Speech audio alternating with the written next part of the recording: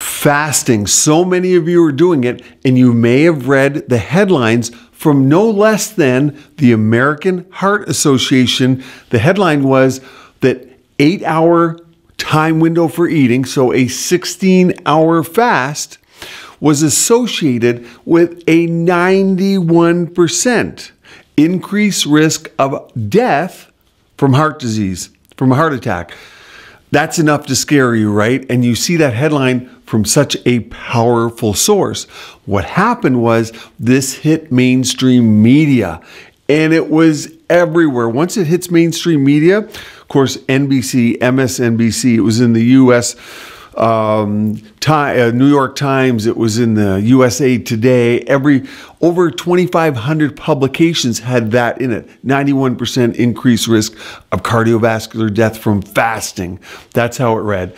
And so no doubt so many of you wanted me to cover this video. And what you're going to find out is just why many of you and the world is turning off cable news, and they're getting their information from podcasts, YouTubers, and other sources that are less maybe nefarious. But it's very important for me to go through this study with you to show you, and what I want you to keep in mind when we go through it.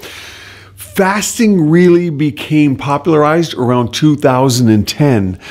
This study will go through the data, some older data, and also how they collected the data, and you're going to go, wow. So let's look at this and see if it applies to you, and how did they come to 91% increased risk of death from fasting. Something that we know, fasting helps with your blood pressure, your insulin resistance, decreases obesity and truncal obesity and all that goes with that. Also asthmatics. I traditionally have had asthma in the past. Asthmatics have been helped so much by this type of a diet, but what are the sources behind it? Why do they not want you to fast? And we're going to go through that today as well. Now, as for me, I have no vested interest. What do? I probably fast 3 to 4 days a week.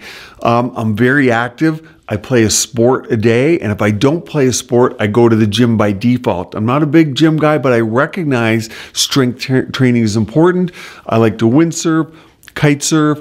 I mountain bike. I play hockey. So I'm doing something all the time, preferably something competitive for your serotonin and your hormones. And then strength training helps with that as well.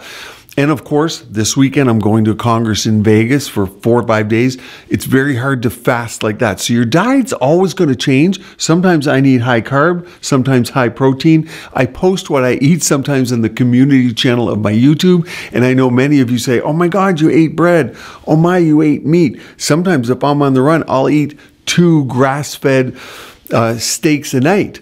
So it varies, but I do like to fast 3 times a week, especially when I'm working in my clinic seeing patients. That's usually when I fast.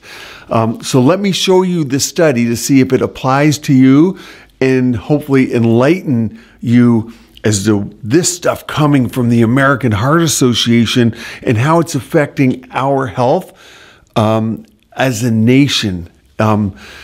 Nefarious nature here. Let's look. Okay, so you can see here, it's from the American Heart Association Epidemiology and Prevention Lifestyle Health Scientific Sessions 2024 abstract. Now, important to note, this is not peer-reviewed, so it hasn't been looked at by a group of peers, and it's actually not a published study. This was from a poster session. But look here, look at the headlines. This is what hit mainstream media. 8-hour time-restricted eating linked to a 91% higher risk of cardiovascular death. That's what scared everyone. Let's dive in for a minute. And I want you to note here, they did not take into consideration smoking, what the actual people ate. Can you imagine that? Like what their general overall diet was. They asked them in 2 different sessions to look back 24 hours and remember what they had eaten and document that. And remember, we'll look at the years in a minute, but remember 2010 is when fasting became popularized. So here it is here. This is a full, not just a poster presentation, but a full poster presentation. This was not a placebo-controlled trial at all. They tell us, okay, study of over 20,000 adults found that those who followed an 8-hour time-restricted eating schedule, that means you ate over an 8-hour time frame, and for 16 hours you did not eat. That would be your fast. A type of intermittent fasting that had a 91% higher risk of death from cardiovascular disease. Now look at this. People with heart disease or cancer also had an increased risk of cardiovascular death. Now look here. Compared with a standard schedule eating, what would we consider standard? Well, to them it was eating over 12 to 16 hours per day. That means the whole day, including before bed, the perfect time to eat, right? Not. Limiting food intake to less than 8 hours per day was not associated with living longer, meaning that those that fasted did not live longer. So why should you be doing it? And here is the part of the problem with the study. They reviewed information about dietary patterns for participants in the annual 2003 to 2018 National Health and Nutrition Examination surveys. So they were surveys and started in 2003. Well, guess who was fasting? So you need a group of people who are eating throughout the day, got them. Then you need to compare what about the people fasting? Those are the people not eating breakfast. Who were those people back then, 2003 till roughly 2010? They were the stressed out business Wall Street worker. They weren't the people going, oh, we're fasting and we're eating healthy, we're not smoking, we're exercising, we're doing what we should do.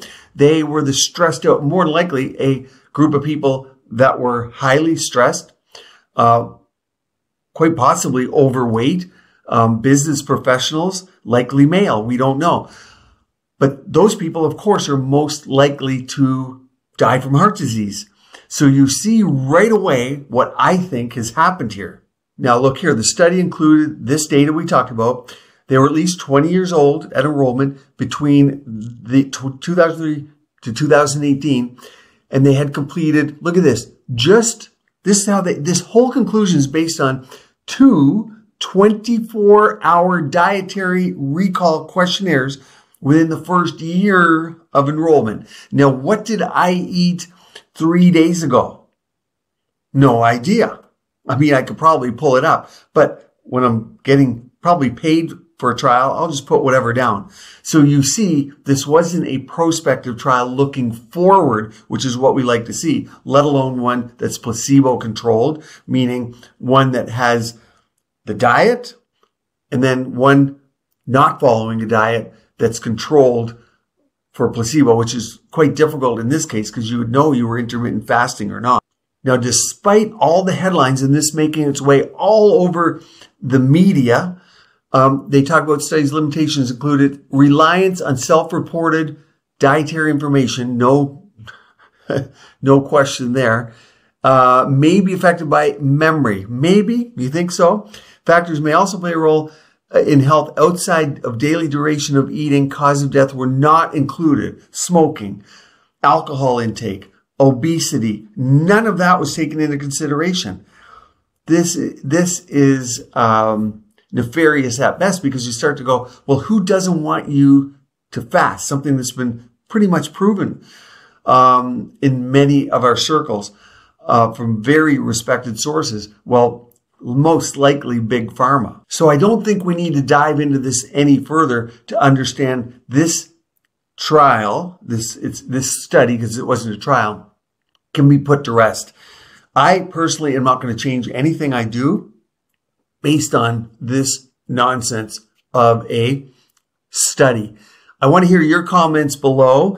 I do have a complete video on autophagy. If you want one on exactly what I eat and how I fast, put it in the comments below. Stay tuned here. Keep your skin and body beautiful, healthy, and of course, vibrant.